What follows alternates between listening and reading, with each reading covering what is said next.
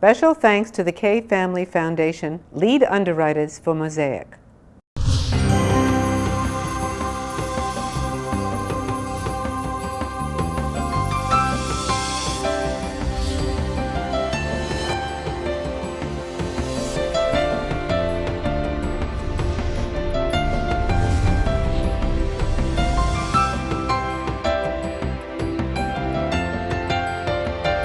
Hello, my name is Barbara Kay. On behalf of the Jewish Federation of Palm Beach County, I'd like to welcome you to our program, MOSAIC. Our special guest on MOSAIC today is the distinguished Ambassador Dennis Ross, who's a counselor at the Washington Institute for Near East Policy, and David Makowski, who's a Ziegler Fellow at the Washington Institute for Near East Policy. We'll be back with our guests and our program right after this brief message.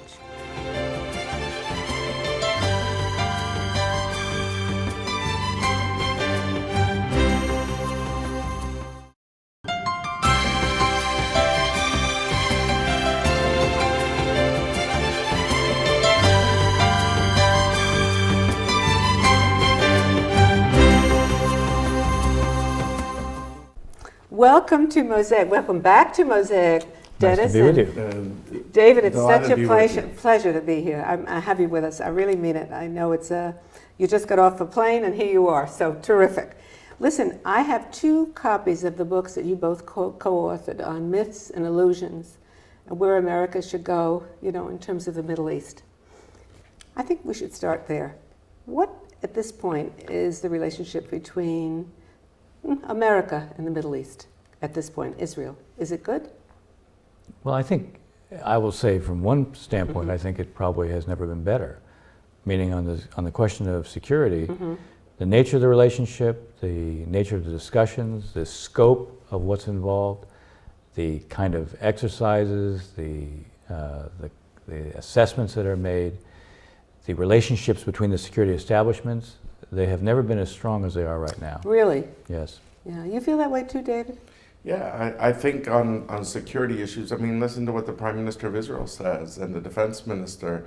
I think the security relationship is, on the bilateral level, is exceedingly close. Yeah, you got a feeling, though, there was a little bit of tension, though, between the leaders with Netanyahu and Obama or anything else. That's true, but that's you asked about on the security level. Right. I think it's never been better. I don't think it's a secret that these 2 leaders have had their moments and their ups and downs, and they're not they work through issues sometimes. They've had their problems, and I think there's no sugarcoating that. Yeah. But I would say one thing. It is interesting that whenever the Prime Minister of Israel has found that Israel's in great need, the person he calls first is the President of the United States. So Prime Minister Netanyahu, at the time of the flotilla incident with the Turkish ships, he immediately picked up the phone and called the President of the United States and said, look, we got a problem, we need your help. When you had 6 Israelis in the embassy in Cairo, and they thought that there was a mob and there was a concern that you could literally have a lynching, he picked up the phone, called the President of the United States, and when he feels that Israel's in trouble, the first person he calls is President Obama. So I think, however you look at the relationship, there's a certain reality that when something is really at stake and something really matters, he's the first person he calls, and if you somehow felt that there wasn't a fundamental core to the relationship, that wouldn't be the case. Yeah, that's very comforting, and I feel that way too. Without America, Israel is really out there all by himself, or herself, whichever way you want to look at it. Seriously, let's talk a little bit about the peace process. I heard you the other day when you gave a lecture on the telephone, and I was listening to the message, and you were not, what should I say, you were pretty positive about certain things, and then all of a sudden, 20 minutes, everything changes in the newspapers. The situation for Israel is so fluid that you said this on Friday, and today's another day. Where are we at? Well, I don't remember which call you might have been on. I think I've tried to be consistent, saying I don't think there's going to be any major breakthroughs in 2012. For a variety of reasons. I think the United States' energy is elsewhere, and I think there are divisions not just between the parties, but among the parties. And that there's basically a school of thought within each side that is favoring much more of an incrementalist approach that is attainable as part of a package deal, But each side also has a school of thought that says incrementalism, not good enough. If we're not going to get a grand deal, defiance is a better strategy for us. And, Dennis knows I tend to use sports metaphors a lot. So, I feel if we're only thinking government to government, if we can move the ball, 5 yards is not exactly too exciting. I think we should focus in 2012 on the societies much more on the publics, because it's very troubling. On one hand, you see both sides saying, oh, I'm for a two-state solution, but then you ask the next question, does the other side want it? The answer is always no. And so that is the piece, I think, to work on, which is the publics are so jaded, skeptical, to the point of being outright cynical, that what I think would be more useful is, in my personal view, is to say, here are actually there's a set of statements the leaders have actually said, but each of these statements gets lost because they're not repeated, because there's other actions that go the other way. And I think it's much more, instead of trying to move the government's 5 yards along the field, focus on having the leaders making statements to the others' publics that they don't hear. Now, no leader on his own is going to do it, because he's going to say, what's in it for me? If I do it, the other guy doesn't do it. So unless it's synchronized, unless there's synchronized political messaging, it won't work. Let me give you a couple examples, just to make it a live idea. Okay? Netanyahu has said, actually, to the Congress, I respect the Palestinian desire for sovereignty. That's something he doesn't say in the Knesset. That's not something he says in part of the Israeli discourse. The Abbas has said things like, I understand the Jews have had this connection to the land. If you don't read the Quran, if you don't know this, you don't read the Quran. But to talk about the Jewish ongoing connection, now he doesn't have to say just Jews, Arabs too have a connection to the land. But I could point to you to 5 sets of statements that would really build some confidence, but no side is going to do it alone. And the only interest of one side to do it is that the other side does it. The pain of occupation that Netanyahu has said in certain forums, but he's not going to say it unless he said, why does Abbas say at the UN that Jerusalem is the home to Islam and Christianity? I go across this country, Barbara, and the first question out of the gate I get is, how did he say that at the United Nations? When he knows otherwise, and he said otherwise at other occasions. In other words, the only hope, I think, is to condition the societal landscape for an ultimate breakthrough, not because I think there's going to be a breakthrough now, but is to end this anomaly that each side says, I'm for 2 states, but the other guy doesn't want it, because the other guy only hears bad news from the leaders. So there has to be some synchronized political messaging, and I think only the United States of America is positioned to do that synchronization. But left on their own, these leaders will not do it because they think they'll get nothing for it. Okay. I think a lot of what David says makes a lot of sense. My focus would be a little different than his. He's focused on getting leaders to say things differently. I think that you also have to focus on getting leaders to take some actions differently as well. But it's the premise, the point of departure is very much the same. This is not going to be a year of breakthrough between Israelis and Palestinians. The psychological gaps are simply too great.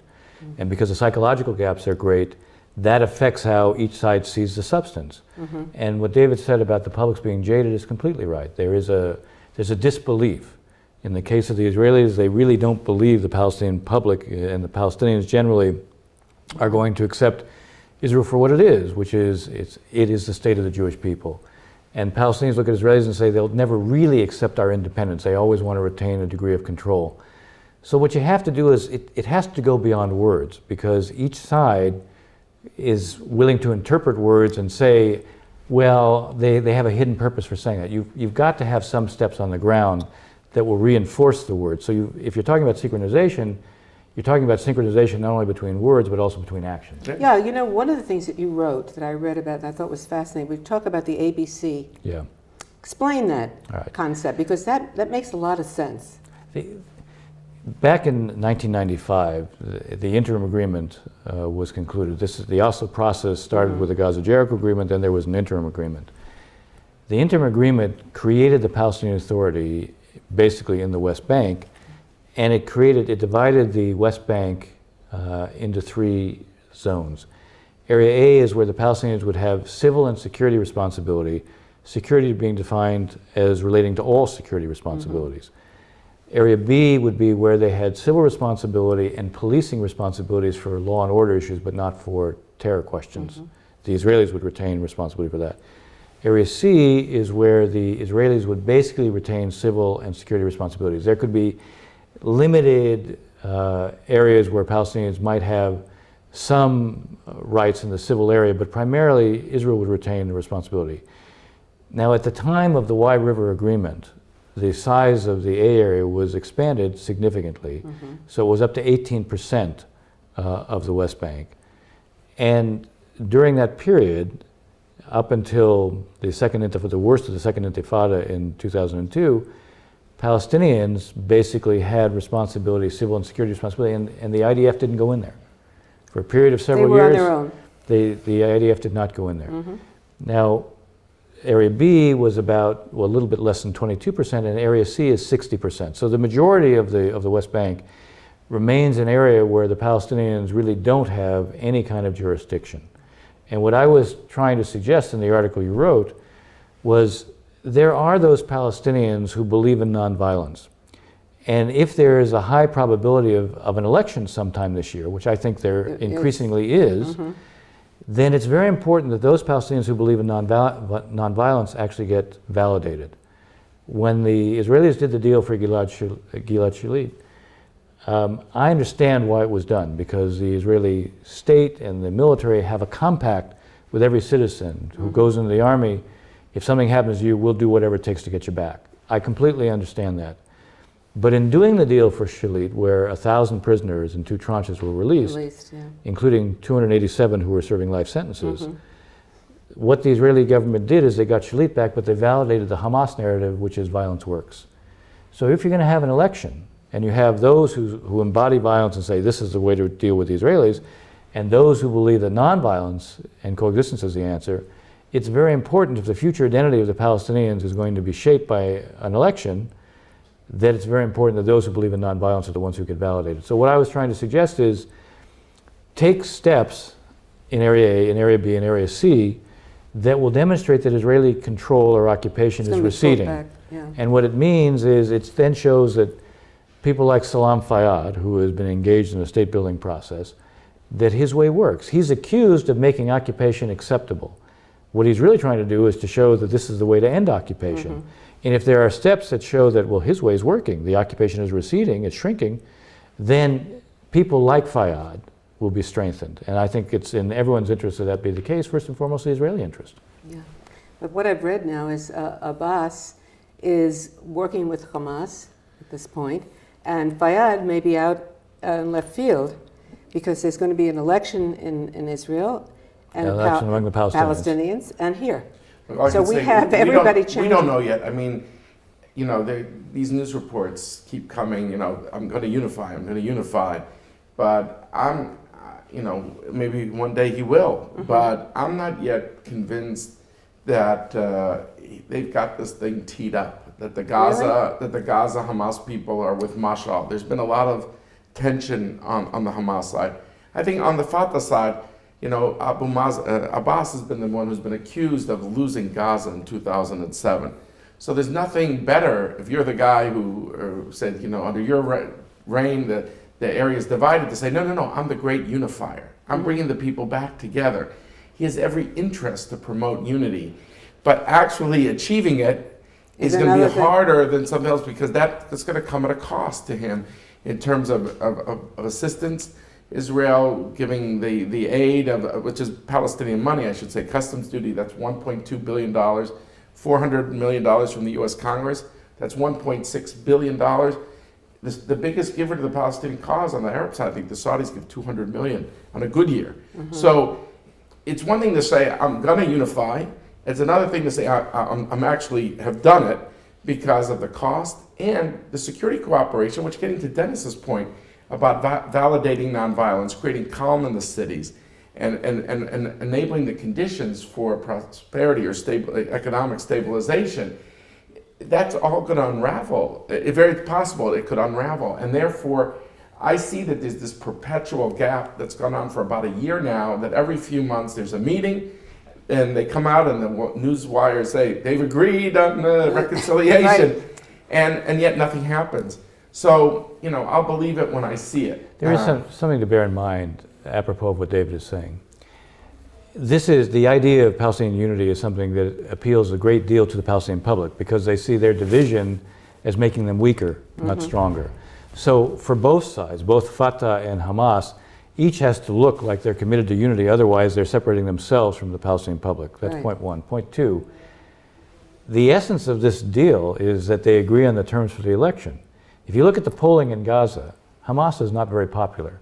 The idea that they have to agree, to a Fatah presence in Gaza, including a security presence, they have to agree to what will amount to real free and fair elections. This is not going to be so easy for them to agree to. David was referring to the fact that it already looks like there's a great deal of controversy among different members of Hamas over what Khaled Mashal has agreed to with Abu Mazen. So Abu Mazen has the considerations that David was talking about, the idea that you risk all this assistance. The Hamas people say, what are you doing? You're putting Fatah back in here. You're going to create circumstances where if there's an honest election, we could lose it. Right. By the way, if there was such an honest election and they were to lose it, it would be quite significant because of all the elections we've seen so far, it's the Islamists who are winning. So to have an election with the Palestinians, and that's the first place in the Middle East where the Islamists lose, would be a big deal. On that note, we'll take a break. We'll be back with the remainder of the program right after this brief message.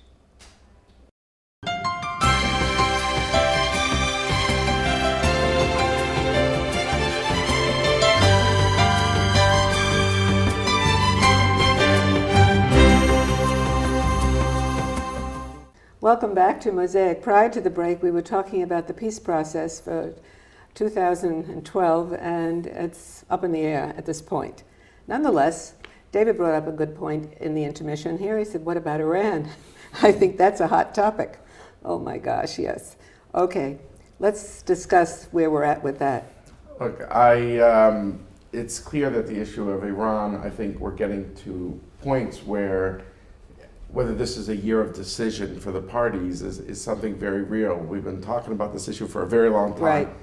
And because it's such a difficult decision that gets pushed off, some people say you kick the can down the road, but at a certain point you're down the road. And I think the question here is whether the United States and Israel have synchronized clocks on how to deal with this because they have different sorts of capabilities.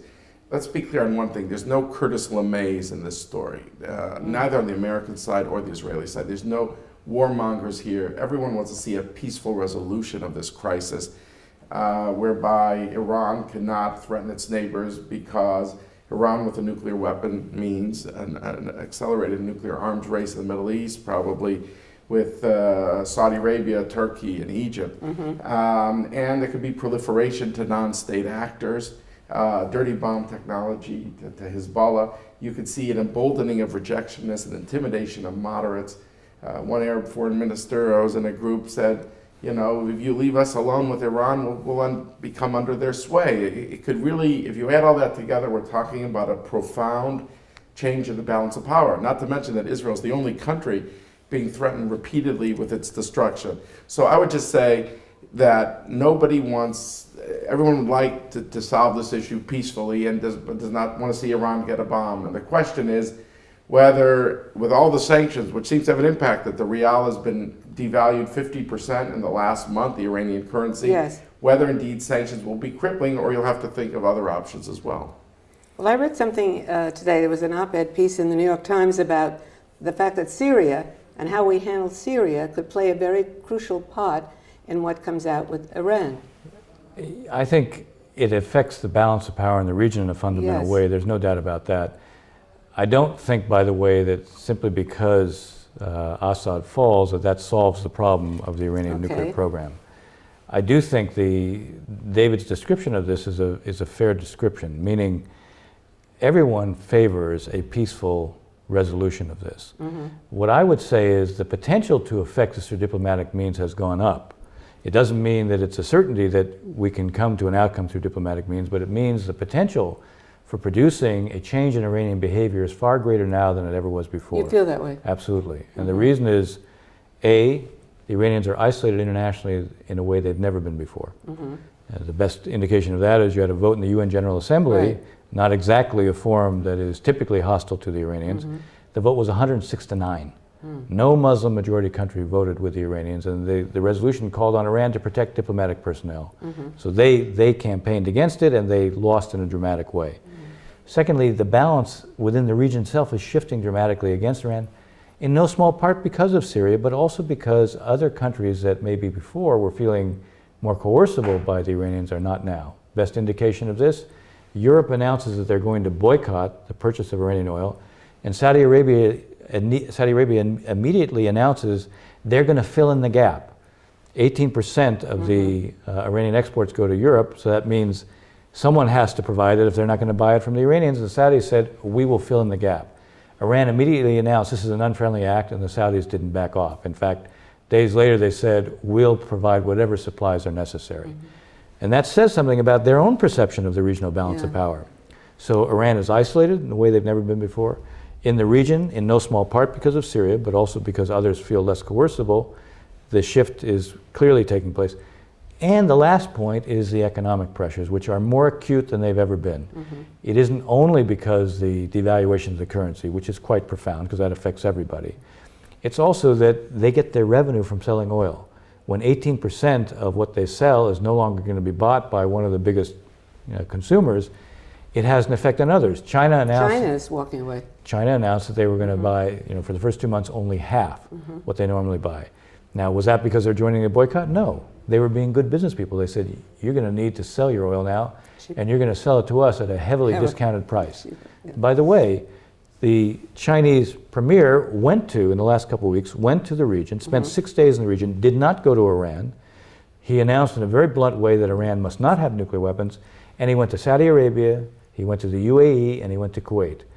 3 members of the GCC that are also the harder line members of the GCC vis-a-vis the Iranians, and clearly talking to them about alternative energy sources.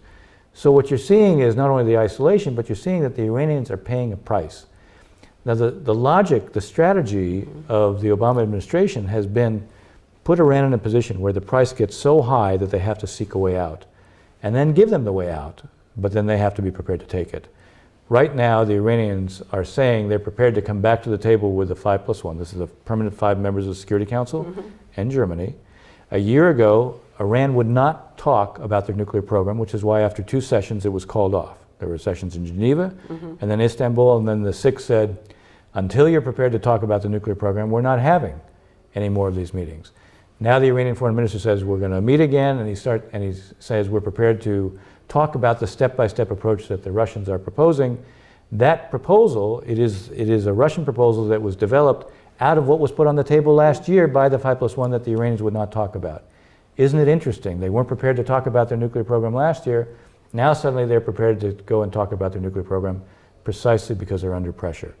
The key to pressure is it's not an end in itself. It's a means to an end. The idea is put them in a position where they understand the price. It's a price they don't want to pay, but then give them a way out, leave them a way out. If you corner somebody and you don't give them a way out, then you don't have a chance at a diplomatic outcome. So I would say to you, there is a potential for a diplomatic outcome. This is something that can now be tested, and I think it's much more likely to have a shot now than ever before because they weren't under the kind of pressure they are now. I gotta tell you something, that's very encouraging because that is frightening. That is frightening. And what about Syria? Look, I think with Syria, I mean, it's ironic how the Arab awakening started when Bashar al-Assad gave an interview, I think, to the Wall Street Journal and said, well, with Mubarak, what happened to him was because he was too close to the United States.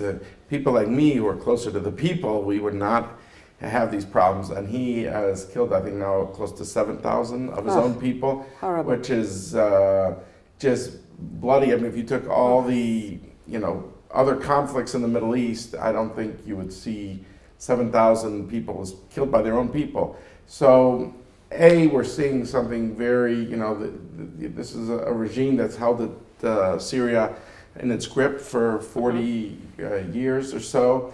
And now the question is he able to maintain, does he assume that there's a certain level of support that is guaranteed, that Iran will always be at his side? Because they need him, the Russians need him because they have access to Syrian ports, and they sell him weaponry. And does he count on the fact that there will not be military intervention like in Libya, and so therefore he can ride it out? But the more he is repressive, the more the reaction is also against it. Now, the more protracted this is going to be, it's not just it's going to be a greater reaction, but probably the commanders on the ground will have a greater weight in the post-Assad system. We don't know, does he retreat to the Alawite heartland, so to speak, and partition Syria in a de facto way and leave Damascus? We know that violence has come to his capital for the first time in suburbs, because don't forget, Damascus and Aleppo, the two biggest cities, have been out of play. Now Damascus is in play. So this is a huge proportion. I think what has stunned him is that the Arab League, who he's always counted on that they did have trouble supporting genocidal actions, that they're now come down hard on him, and that is a sign that something has changed.